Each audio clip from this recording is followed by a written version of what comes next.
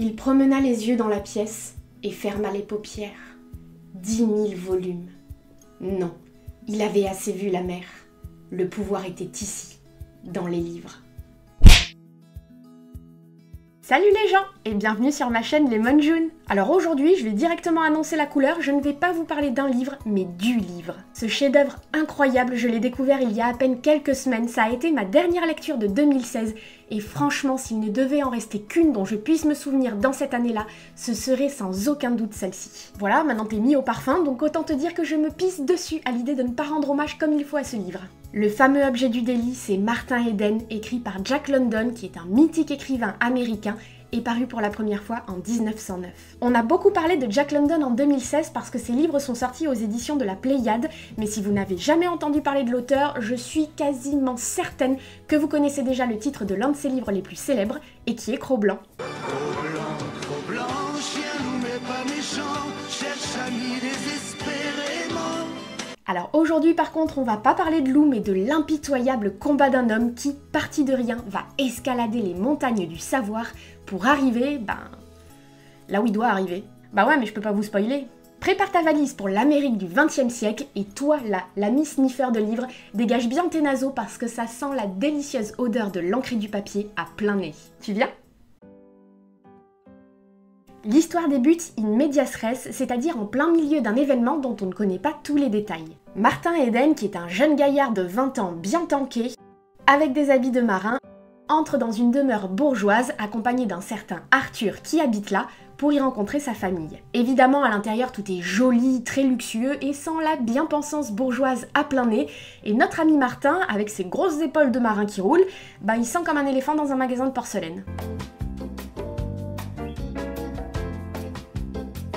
Alors que tu t'attends à voir le personnage littéralement se liquéfier de gêne, il est sauvé par sa curiosité parce que juste à côté de lui, il voit une petite table sur laquelle sont posés des livres qu'il va commencer à feuilleter quand tout à coup, une jeune femme entre. Puis il se retourna et vit la jeune fille. C'était une créature éthérée, pâle, auréolée de cheveux d'or, aux grands yeux bleus immatériels. Il ne vit pas comment elle était vêtue. Il vit seulement que sa robe était aussi merveilleuse qu'elle. Et il la compara à une fleur d'or pâle sur une tige fragile. Non, c'était un esprit, une divinité, une idole. Une aussi sublime beauté n'appartenait pas à la terre. Ou bien les livres avaient raison, et il y en avait beaucoup, comme elle, dans les sphères supérieures de la vie. Est-ce que j'ai besoin de vous dire que c'est un gros coup de foudre pour notre sexy marin ? Cette jeune fille, c'est la sœur d'Arthur, et elle s'appelle Ruth. Si tu le prononces à la française, ça donne Ruth.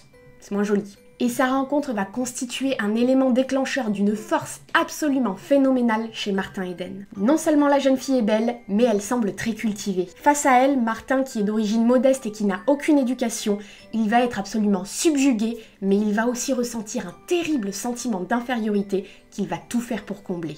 À partir de là, Martin il ne pourra plus considérer son existence que comme médiocre. Je dis pas qu'il a raison, je dis que c'est ce qu'il pense. Et il va se lancer dans une quête acharnée de savoir pour être digne de Ruth, qui de son côté ne le voit que comme une espèce de brute distrayante. Vous avez dit mépris ? Cette quête, elle mènera évidemment Martin dans un premier temps à la bibliothèque, où il empruntera et dévorera des centaines et des centaines de livres. Les nombreux livres qu'il lisait ne faisaient qu'exacerber son impatience. Chaque page tournée ouvrait un volet de la forteresse du savoir.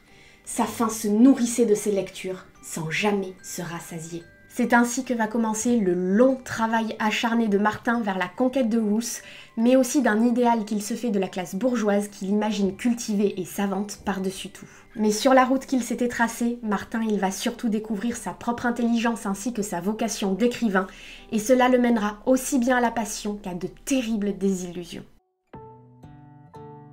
Pour moi, je n'ai pas lu Martin Eden, je l'ai rencontré de la même façon qu'on a l'impression de découvrir une personne qu'on attend depuis très longtemps. Martin, il fait partie de ces personnages comètes qui traversent la vie en brillant de leur génie et en se consumant dans leur course. Ça a un côté très touchant parce qu'on voit d'emblée que Martin est un personnage sensible avec un authentique désir d'apprendre, mais en même temps, on peut être agacé de la naïveté dont il fait preuve à l'égard de la société bourgeoise qu'il découvre. Quand il va chez Ruth, il en prend plein les mirettes avec des personnes un petit peu m'as-tu vu qui étale des connaissances toutes faites, et lui, il se sent comme un idiot. Dans ces moments-là, on meurt d'envie de le secouer par les épaules et de lui dire « Mais mon Dieu, ce que tu fais c'est beau et ces gens-là ne méritent pas que tu le fasses pour eux ni ton admiration. » Du jour au lendemain, les bas-fonds dont il est familier lui apparaissent comme le règne de l'impur.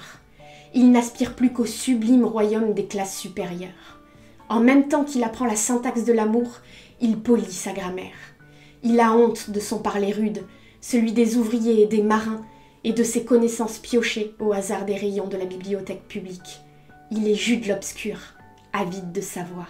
J'étais obligée de vous mettre ce passage avec la référence à Jude l'Obscur. Mais ce qui est très fort dans ce livre, c'est qu'on assiste à une métamorphose du personnage par le savoir. Cette métamorphose, elle n'a pas que des bons côtés, loin de là. Mais au fur et à mesure qu'il acquiert des connaissances, Martin, il a envie d'aller plus loin, et pas tant pour son ascension sociale ni pour la jeune fille qu'il aime, que pour lui-même. Sur les rayons des bibliothèques, je vis un monde surgir de l'horizon. Voir le monde s'élargir à travers les yeux de Martin au fur et à mesure qu'il lit, ça a quelque chose d'extrêmement poignant. On l'accompagne dans sa quête de savoir et on est aussi stimulé que lui quand on découvre une nouvelle pensée et donc une nouvelle façon de voir le monde. Et finalement, ce qui doit arriver, arrive, et au fil des pages, c'est l'écriture qui va s'imposer au personnage. Écrire, cette pensée, le brûler. Ce à quoi on va assister alors, c'est à la naissance d'un écrivain qui vient tout juste de découvrir sa vocation, et à partir de là, le personnage de Martin va prendre une dimension aussi sublime que terrible. Martin, il va tout donner pour l'écriture, vraiment tout. Et ça va loin. Il n'est pas prétentieux, mais il a une foi inébranlable en lui car il connaît sa propre valeur et il pense le plus sincèrement du monde avoir quelque chose d'intéressant à dire. En même temps, c'est un incorrigible idéaliste qui pense que seul le talent peut faire la différence. Mais Martin Eden, ça va aussi être un personnage déchiré qui va avoir du mal à vivre la rupture qu'il a lui-même produite avec sa condition d'avant. Plus il apprend, et plus il voit la médiocrité des gens qui l'entourent, aussi bien chez les ouvriers que chez les bourgeois, et il est condamné à une forme de solitude terrible. C'est une personne très honnête, droite dans ses pensées, qui vit comme il l'entend, et forcément, ça l'isole. Si je n'aime pas une chose, je ne l'aime pas. Voilà tout. Et rien au monde ne me fera l'aimer parce que la grande majorité de mes contemporains l'aiment ou fait semblant de l'aimer. Mes goûts et mes aversions ne suivent pas la mode. Au premier abord, on pourrait considérer Martin Eden comme un roman d'apprentissage où on va assister à la naissance et au parcours d'un écrivain. Alors oui, mais non. En fait, non, c'est bien plus que ça. Dans Martin Eden, évidemment, le thème de l'écriture va être abordé, mais ce que j'ai trouvé formidable, c'est qu'il est abordé de manière honnête. On plonge littéralement dans le quotidien d'un écrivain et on sort de tous les fantasmes édulcorés qu'on pourrait avoir à ce sujet. Martin, il a beau avoir du talent, ça ne lui épargne pas un travail acharné, car l'écriture est un combat. Elle se fait dans la fatigue, les tourments, le doute, et surtout le sacrifice. Et de ce côté-là, notre ami Martin, il va vraiment exploser les scores parce qu'il va tout sacrifier à sa vocation. Tout. Son cheminement intellectuel et son parcours d'écrivain, il est incroyable à lire, mais aussi extrêmement douloureux. On l'accompagne dans ses nuits blanches, sa faim, sa révolte, mais aussi face au mépris insupportable dont il fait parfois l'objet, et en tant que lecteur, on s'élève et on s'effondre en même temps que le personnage. Un autre des thèmes qu'on va retrouver dans cette lecture, c'est celui de l'amour, et là encore, il est traité de manière très honnête. Jack London, il va nous montrer la réalité d'un amour entre deux personnes issues de classes sociales différentes, avec tout ce que ça peut impliquer de biaisé. Par exemple, Martin idéalise complètement Ruth, mais à travers elle, c'est le fantasme qu'il a de la bourgeoisie qui est aussi à l'œuvre. Malgré tout, il a des moments de lucidité où il voit la jeune fille pour ce qu'elle est, mais il n'empêche qu'on se demande quand même souvent si cet amour est réellement authentique ou s'il ne l'a pas inventé de toutes pièces pour nourrir son idéal. Le personnage de Ruth, il va lui aussi permettre d'explorer d'autres pans du sentiment amoureux, parce que chez elle, il est entravé par des phénomènes pas spécialement romantiques comme les préjugés, un certain mépris de classe, mais aussi une méconnaissance totale du monde en dehors de son univers privilégié. Il était habitué aux callosités des filles d'usine et des ouvrières. Il savait bien, pourquoi leurs mains étaient rêches et celles de Ruth si douces. C'était parce qu'elle n'avait jamais travaillé. Voilà le gouffre qui les séparait. Elle était de ces gens qui n'avaient pas besoin de travailler pour vivre. Dans son parcours vers l'ascension sociale, Martin Eden il va découvrir de nombreux ouvrages de philosophie sur lesquels il va s'appuyer pour se forger une opinion politique. On a souvent dit que Martin Eden était le double romanesque de Jack London parce que tous deux partagent de nombreuses expériences de vie similaires. Déjà, Jack London s'est inspiré de ses propres sentiments pour la sœur d'un ami pour écrire Martin Eden. Ensuite, l'auteur et son personnage sont tous deux des aventuriers issus de la classe ouvrière qui vont grimper sur l'échelle sociale en autodidacte. Juste pour info, je vous encourage vraiment à regarder des reportages ou lire des articles sur la vie de Jack London parce que c'est fascinant. Parce que le type a quand même été, entre autres, marin, blanchisseur, pilleur d'huîtres, chercheur d'or et vagabond. Par contre, entre Jack London et son personnage, il y a une différence fondamentale et elle est très importante parce que c'est la même que se situe l'intention de ce livre. Le personnage de Martin Eden, il a une philosophie extrémiste parce que c'est un individualiste qui croit à la loi du plus fort. Cette pensée, elle s'appuie sur la doctrine du darwinisme social et sur la notion de surhomme de Nietzsche qui étaient des pensées qui étaient largement répandues et appréciées chez les intellectuels de l'époque. Jack London, de son côté, c'était un socialiste qui croyait aux solutions collectives et non pas individualistes. Dans son roman, il a voulu dénoncer ce système de pensée, du coup il refusait catégoriquement qu'on assimile son livre à une sorte d'autobiographie romancée parce que ça voulait dire que son message n'était pas passé.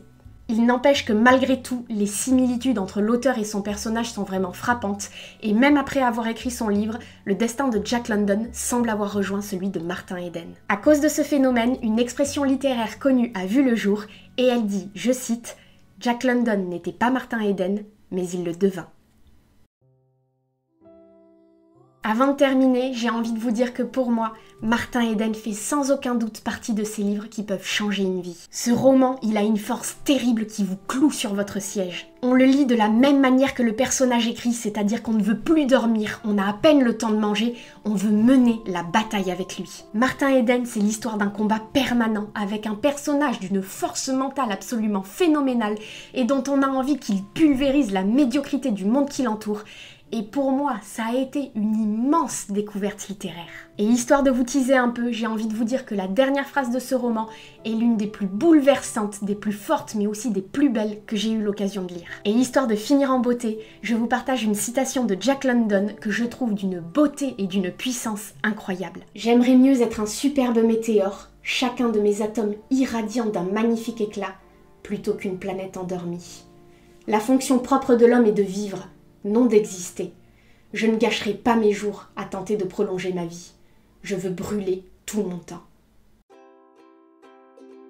Cette vidéo est maintenant terminée et j'espère vraiment qu'elle vous aura plu. Maintenant, je vous attends avec une bonne grosse impatience en commentaire pour que vous puissiez me dire si ce livre vous tente ou non, que vous me donniez votre avis, vos retours si vous l'avez lu et que vous puissiez répondre à cette petite question. Pour vous, l'amour, c'est plutôt passion ou raison? En attendant de vous retrouver dans ma prochaine vidéo, je vous laisse comme d'habitude, je l'espère, entre les pages d'excellents livres et je vous embrasse façon météore. Mouah.